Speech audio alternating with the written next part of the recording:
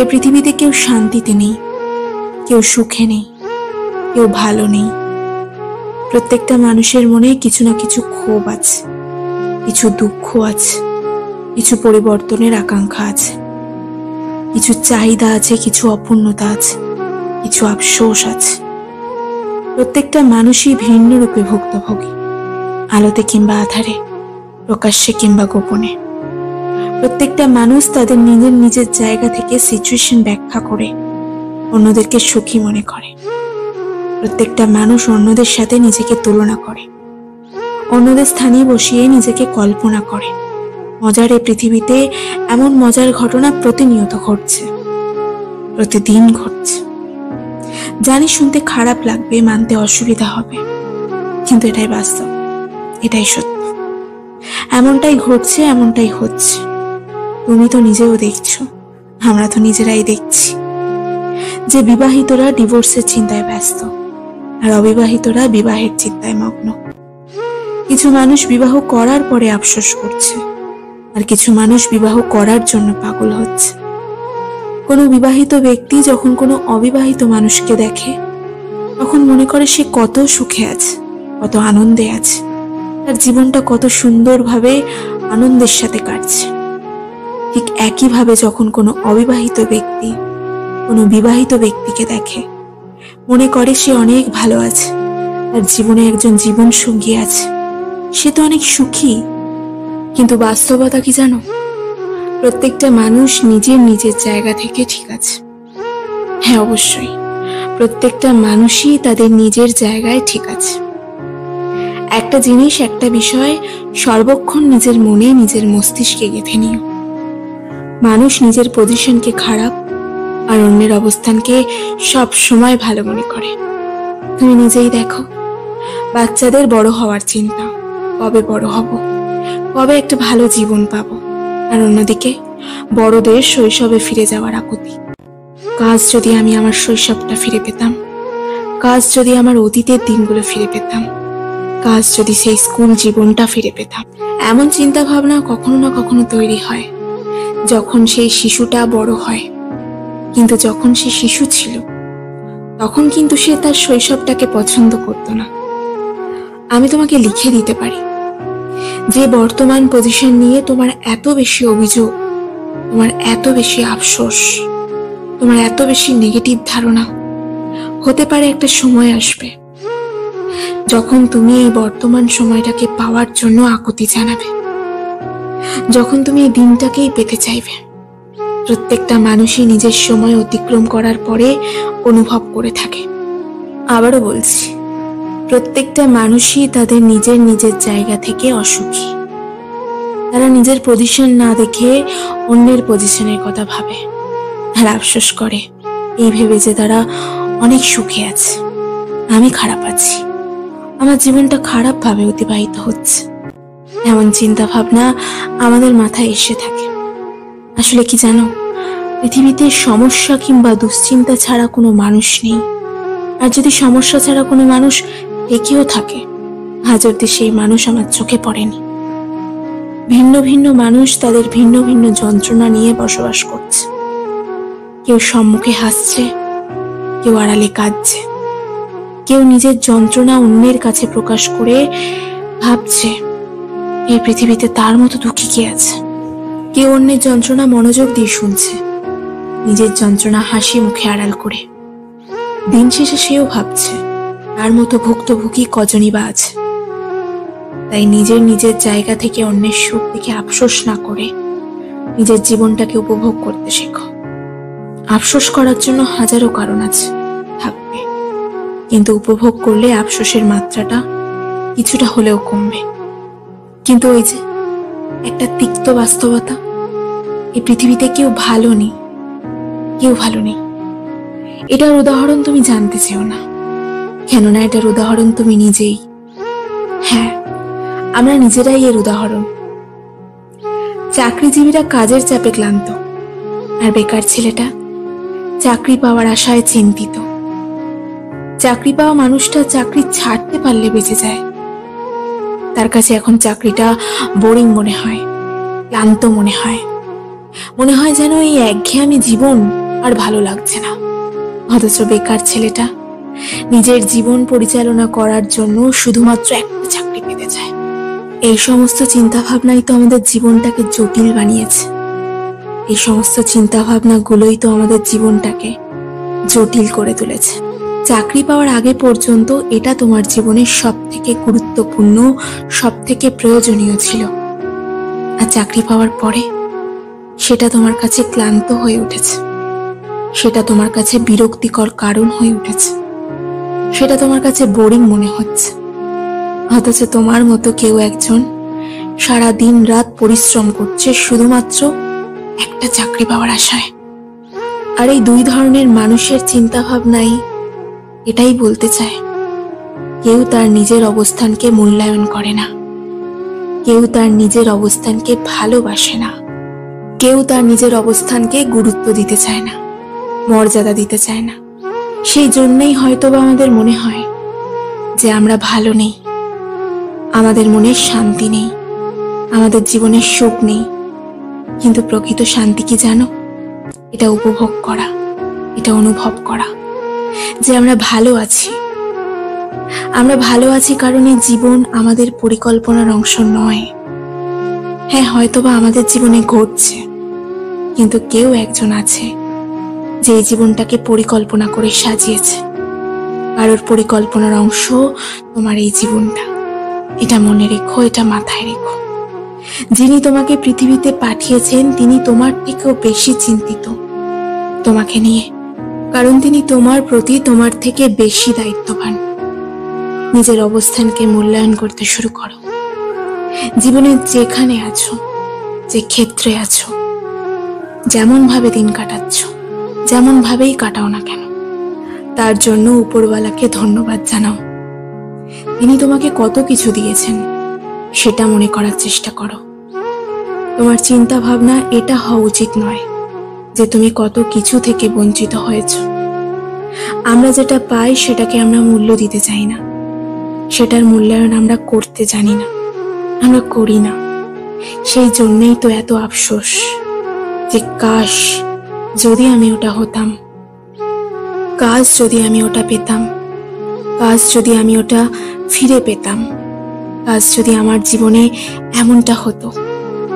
এই জীবনটা তো আমি চাইনি। কিন্তু আবারও তোমাকে বলছি, তোমার জীবনটা শুধুমাত্র তোমার পরিকল্পনার অংশ নয়।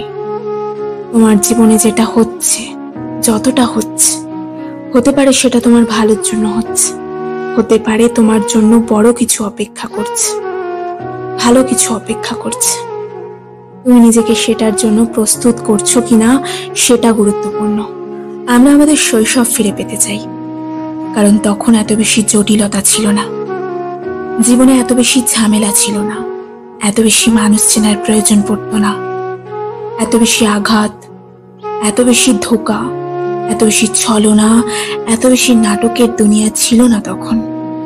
কিন্তু এটাকে অ্যাকসেপ্ট করতে হবে যে দুনিয়া বদলাচ্ছে। এটাকে অ্যাকসেপ্ট করতে হবে যে মানুষের চিন্তা ভাবনার মধ্যে অনেক ঘাটতি আছে। ঘাটতি আছে বলেই আমরা আমাদের পজিশন, আমরা আমাদের অবস্থানকে কদর করতে চাই না, মূল্য দিতে চাই না। এটা অস্বীকার করার কোনো জায়গা নেই। এই পৃথিবীর কেউ ভালো নেই, এটা আমাদের একটা মেন্টালিটি হয়ে দাঁড়িয়েছে, একটা চিন্তা ভাবনা হয়ে দাঁড়িয়েছে। কারণ আমরা আমাদের পজিশন, আমরা আমাদের অবস্থানকে মূল্যায়ন করি না। আমরা কিছু পেয়ে যাওয়ার পরে সেটার কদর করি না, সেটা সম্মান করি না। পাওয়ার আগে পর্যন্ত সেটাকে এতটা ভালোবাসি যেটা দেখে উপরওয়ালাও হয়তোবা অবাক হয়ে যায়। আমাদের মধ্যে অনেকের জীবন অনেক কঠিন, অনেক বেশি কঠিন। কেন জানো? কারণ আমরা যদি কিছু সহজে পেয়ে যাই সেটার কদর করব না, সেটার মূল্যায়ন করব না, সেটার মূল্য দেব না। আমরা যদি কোনো জিনিস ফ্রিতে পেয়ে যাই সেটা আমাদের কাছে মূল্যহীন হয়ে যায়। পৃথিবীর নিদারুণ বাস্তবতা এটা। নিজেই নিজেকে প্রশ্ন করে দেখো, আশা করি উত্তরটা পেয়ে যাবে। তুমি মনে করো এই পৃথিবীতে বেঁচে থাকার জন্য সব থেকে বেশি প্রয়োজন খাদ্য, বস্ত্র, বাসস্থান। কারণ এগুলোর একটা নির্দিষ্ট মূল্য আছে। এগুলো পাওয়ার জন্য পরিশ্রম করতে হয়, এগুলো পাওয়ার জন্য ঘাম ঝরাতে হয়, এগুলো পাওয়ার জন্য পরিকল্পনা করতে হয়, কষ্ট করতে হয়, এগুলো পাওয়ার জন্য ধৈর্য ধরতে হয়। এগুলো ফ্রিতে পাওয়া যায় না, এগুলো সস্তায় পাওয়া যায় না। কিন্তু এর থেকেও গুরুত্বপূর্ণ জিনিস আছে। হ্যাঁ, বেঁচে থাকার জন্য এর থেকেও গুরুত্বপূর্ণ জিনিস আছে, কিন্তু সেটা ফ্রিতে পাওয়া যায়, সেটা সস্তায় পাওয়া যায়। সেই জন্য আমাদের কাছে মূল্যবান নয়, সেই জন্য আমাদের কাছে গুরুত্বপূর্ণ নয়, সেই জন্য আমাদের কাছে অতটা ইম্পর্টেন্ট নয়। হ্যাঁ, তুমি ঠিক ধরেছ, আমি অক্সিজেনের কথা বলছি। এটা আমাদের কাছে কতটা গুরুত্বপূর্ণ তুমি নিজেও জানো, তুমি নিজেও এর প্রয়োজনীয়তা উপলব্ধি করছো। কিন্তু এটা ফ্রিতে পাওয়া যায়, সুতরাং এটার মূল্য অতটা নেই। মূল্য তখনই হয় যখন এটা প্রাকৃতিক উপায়ে পাওয়া যায় না, কিন্তু আমাদের কাছে সব থেকে বেশি প্রয়োজনীয় হয়ে দাঁড়ায় যখন এটা আমাদেরকে অনুভব করায় যে আমরা পেশেন্ট, আমরা সুস্থ মানুষের মতো নই। তখন এটার গুরুত্ব অনেক বেড়ে যায়, তখন এটা সত্যি আমাদের কাছে মূল্যবান হয়ে যায়। কিন্তু ওই যে আমরা আমাদের জায়গা থেকে খুশি নই, সুখী নই, সন্তুষ্ট নই। একবার ভেবে দেখো, গরিবরা বড়লোক হওয়ার জন্য চিন্তিত, আর বড়লোকরা শান্তির খোঁজে ক্লান্ত। একজন গরিবের ঘুম নষ্ট হয় কারণ সে বড়লোক হবে, আর একজন বড়লোকের ঘুম নষ্ট হয় কারণ তার সম্পদ কখনো না কখনো তার জীবন থেকে হারিয়ে যাবে এই ভেবে। কিন্তু বাস্তবতা এটাই যে আমরা পৃথিবীর অংশ হওয়া সত্ত্বেও একদিন এই পৃথিবী থেকে চলে যেতে হবে। তবে একটা কথাই বলবো, সুখ বলো বা শান্তি, এটা গরিবের ঘরেও আছে, ধনীর ঘরেও আছে, বিবাহিতদের জীবনেও আছে, অবিবাহিতদের জীবনেও আছে। এটা শৈশবেও আছে, আবার বড় হয়েও আছে। এটা চাকরিজীবীদের জীবনেও আছে, আবার বেকারদের জীবনেও আছে। কিন্তু এটা নির্ভর করছে তার চিন্তা ভাবনার উপরে। নিঃসন্দেহে তুমি যেখানে আছো ভালো আছো, যতটা পেয়েছো যথেষ্ট পেয়েছো। শুধু সেটাকে গুরুত্ব দিতে শুরু করো, সেটাকে মূল্যায়ন দিতে শুরু করো, সেটাকে নিজের জীবনের অংশ মনে করো। গোটা পৃথিবী যখন তোমার থেকে ভরসা উঠিয়ে নেবে, তখন নিজেই নিজের উপরে ভরসা রেখো। গোটা পৃথিবী যখন তোমার উপরে, তোমার যোগ্যতার উপরে সন্দেহ করবে, তখন নিজেই নিজের উপরে ভরসা রেখো। এ পৃথিবীর মানুষগুলো যখন তোমার থেকে নিজের দূরত্ব বজায় রাখবে, তখন নিজেই নিজের সঙ্গী হয়ে থেকো। একটা জিনিস এখানে স্পষ্ট করা খুব জরুরি, যে পৃথিবীর সকলেই তোমার সঙ্গ দেবে এমন কোনো কথা নেই। এই পৃথিবীর সকলে তোমাকে সাপোর্ট করবে এমন কোনো কথা নেই। কিন্তু আমি দেখেছি, বিশ্বাস করো, আমি নিজেই এর সাক্ষী। এই পৃথিবীতে যাদের ওপর মানুষ সব থেকে বেশি অভরসা করে, তারাই জীবনের সব থেকে বড় কিছু করে। তাই যদি কেউ সাপোর্ট না করে, যদি কেউ বিশ্বাস না রাখে, তাহলে ভেবে নিও তোমার দ্বারাই সম্ভব। একটা কথা মনে রেখো, শুরুতে সবাই সঙ্গ দেয় না, শুরুতে সবাই পাশে থাকে না। শুরুটা তোমাকেই করতে হবে, কিন্তু একটা সময় পরে যখন সেই শুরুটা বৃহৎ আকার ধারণ করবে, যখন সেটা বাস্তবের রূপ ধারণ করবে, তখন তোমার ভালোবাসার মানুষের কোনো অভাব হবে না। একটা সময় পর দেখবে, যারাই তোমাকে বলেছিল তোমার দ্বারা কিচ্ছু হবে না, তোমার উপরে আমার কোনো আস্থা নেই, বিশ্বাস নেই, তারাই তোমাকে এসে বলবে যে আমাদের বিশ্বাস ছিল, আমাদের ভরসা ছিল যে তুমি পারবে। তাই শুরুটা তোমাকেই করতে হবে। শুরুতে কেউ সঙ্গ দেবে না, শুরুতে কেউই বলবে না সেই ট্যালেন্ট আছে, সেই যোগ্যতা আছে, কেউই বলবে না। Without work hard talent is nothing. তোমার পরিশ্রম ছাড়া ট্যালেন্ট কিছুই নয়। তুমি যে কোনো ফিল্ডে যাও, যদি এই দুই ব্যক্তির মধ্যে যে কোনো একজনকে চুজ করতে বলা হয় যে একজন ট্যালেন্টেড আর একজন হার্ড ওয়ার্কার, যে কোনো ফিল্ডের মানুষই ওই পরিশ্রমী ব্যক্তিকেই চুজ করবে, ওই হার্ড ওয়ার্কিং মানুষটার দিকেই যাবে। এ পৃথিবীতে পরিশ্রমের কোনো বিকল্প আছে কিনা আমার জানা নেই, কিন্তু পরিশ্রমের শর্টকাট খোঁজা মানুষগুলো পরিশ্রমের শর্টকাট খুঁজে সফলতা পাওয়া মানুষগুলো খুব দ্রুত সফলতা হারিয়েও ফেলে। আমি নিজেও দেখেছি। তাই কোনো শর্টকাট নিতে যেও না।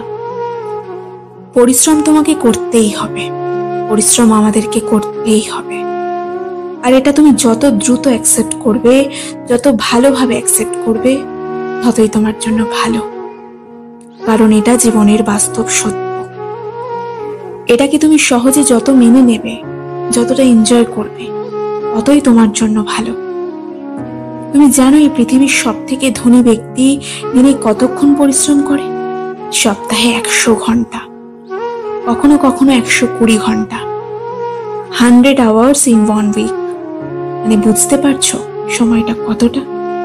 প্রতিদিন 14 ঘন্টা করে পরিশ্রম করে। একবার ভেবে দেখো, সেই পৃথিবীর সব থেকে ধনী ব্যক্তি হওয়া সত্ত্বেও যদি দিনে 14 ঘন্টা করে পরিশ্রম করতে পারে, তাহলে তোমার আমার কতক্ষণ করা উচিত? একবার নিজেকে প্রশ্ন করে দেখো। এদিকে তুমি আমি পরিশ্রমের শর্টকাট খুঁজছি। এটা কতটা গ্রহণযোগ্য হতে পারে এই প্রশ্নটাও নিজেকে করো। তোমাকে একটা বাস্তবতা বলি, হয়তো শুনতে খারাপ লাগবে, কিন্তু এটা বাস্তব। সফলতা পাওয়া যতটা কঠিন, সফলতা ধরে রাখাটাও ঠিক ততটাই কঠিন। কারণ মানুষ মনে করে আমি সফল হয়ে গেলে আমাকে আর পরিশ্রম করতে হবে না। পরিশ্রম তখনও ছিল, এখনো আছে, আর আগামীতেও থাকবে। তবে হ্যাঁ, তুমি সফল হলে মানুষের তোমার প্রতি দৃষ্টিভঙ্গি বদলাবে। তুমি সফল হলে তোমাকে যারা অবহেলা করছে আজকের দিনে, তারাও তোমাকে বাহবা দেবে, তারাও তোমার প্রশংসা করবে, তারাও তোমার পাশে আসতে চাইবে। যারা তোমাকে ছেড়ে চলে গিয়েছিল, তারা আফসোস করবে। আর সব থেকে খুশি হবে ওই 2 জন মানুষ যাদের জীবনের সাথে তোমার জীবনটা জড়িয়ে আছে, তোমার বাবা এবং তোমার মা। একটা কথা মনে রেখো, তোমার জীবনের স্বপ্নটা শুধুমাত্র তোমার নয়। তোমার সফলতার সাথে যে শুধুমাত্র তোমার জীবনটাই জড়িয়ে আছে তেমনটা কিন্তু নয়। তোমার সফলতার সাথে তোমার মা, বাবা, তোমার প্রিয়জনের জীবনটাও জড়িয়ে আছে।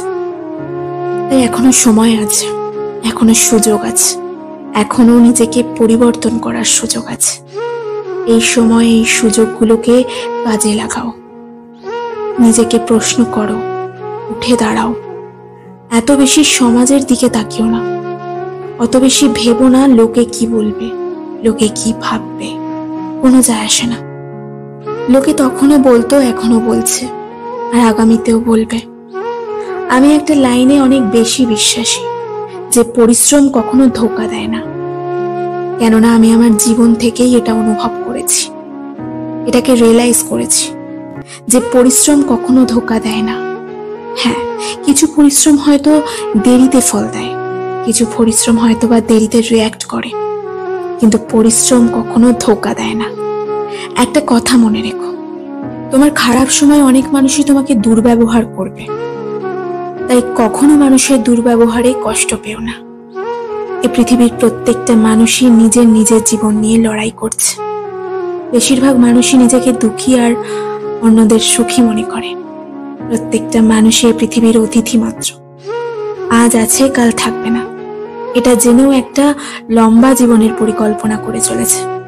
হ্যাঁ, প্রত্যেকটা মানুষই এই পৃথিবীতে লড়াই করছে। তাই সময় থাকতে থাকতে চেষ্টা করা উচিত, পরিশ্রম করা উচিত। যতটা চেষ্টা করার পর, যতটা পরিশ্রম করার পর নিজের উপর আর আফসোস হবে না। একটা বিষয় স্পষ্ট করতে চাই, তোমার প্রত্যেকটা রিজেকশন তোমার কাছে ইন্সপিরেশন হওয়া উচিত। তোমার প্রত্যেকটা অপমান তোমার কাছে ইন্সপিরেশন হওয়া উচিত। তোমার প্রত্যেকটা অবহেলা তোমার কাছে ইন্সপিরেশন হওয়া উচিত।